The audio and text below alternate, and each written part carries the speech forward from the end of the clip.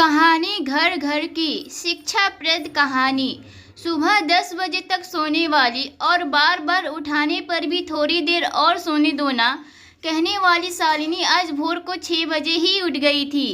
इतना ही नहीं, उसने सबके लिए चाय बनाई, पेपर लेकर आई, बगीचे में पानी दिया और पापा को सुबह मॉर्निंग वॉक के लिए भी उठाया। सभी लोग शालिनी को बड़ा आश्चर्य से देख रहे थे। सभी का एक ही सवाल था, शालिनी तुम यह क्या कर रही हो? शालिनी ने धीरे से जवाब दिया, 3 महीने हो गए हैं मेरी शादी तय हुए।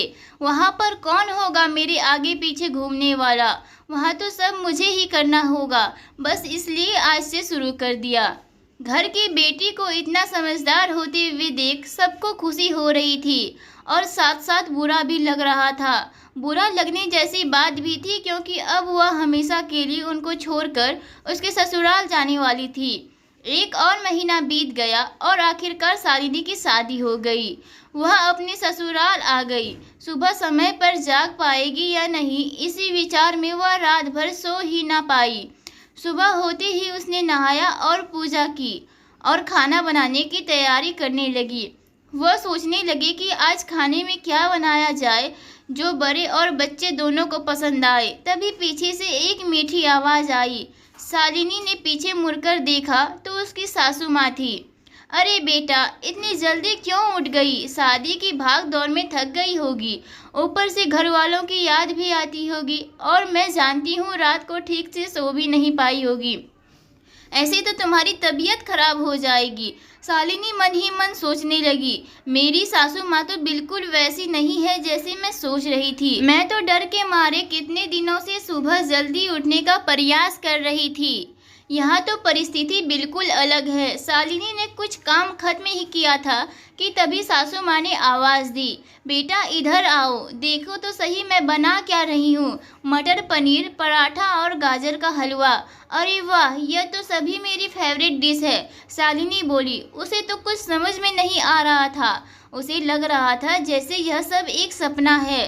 शालिनी को एहसास हुआ कि यह सपना नहीं, सच है।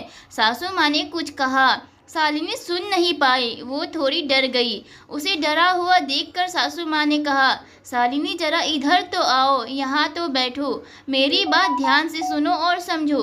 शादी मतलब लड़की की परीक्षा नहीं होती। तुम्हारी शादी सिर्फ मेरे लड़के से नहीं हुई है। जितनी जिम्मेदारी उसकी तुम्हें खुश रखने की है, उतनी ही हम सबकी भी। हमने तुम्हें घर सिर्फ काम करने के लिए नहीं लाया है। तुम्हें क्या क्या आता है या तुम हमारे लिए क्या कर सकती हो, यह सब देखने के लिए तो बिल्कुल नहीं।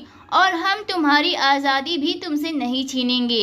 अगर अपनी बात करूँ तो मुझे सिर्फ एक अच्छे फ्रेंड चाहिए थी। मैं बिल्कुल नहीं मानती कि बहू ने सुबह सुबह जल्दी उठकर पूजा पाठ करना चाहिए, और मैं यह भी नहीं मानती कि बहू को बहुत अच्छा खाना पकाना आना चाहिए।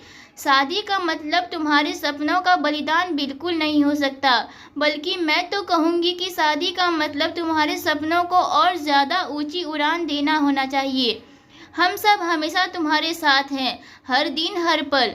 शालिनी की शादी को अब 10 साल बीत चुके थे। इन 10 सालों के सफ़र में उसने जो अनमोल रिश्ते कमाए थे, उनमें से एक थी माँ। जी हाँ, वही सासू माँ जो अब उसकी माँ बन चुकी थी। शालिनी ने अपने जीवन में काफ़ी उतार चढ़ाव देखे थे, लेकिन उसके मन में यह एक सोच बहुत पक्के बैठ चुकी थी कि जब भी उसके लड़के से शादी होगी और वह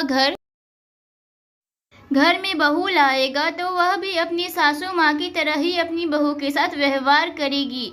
टीवी सीरियल्स में सास बहू को दिखाया जाता है, वही वास्तविकता है। ऐसा बिल्कुल नहीं है। समय के साथ लोग बदलते हैं, लोगों के विचार बदलते हैं।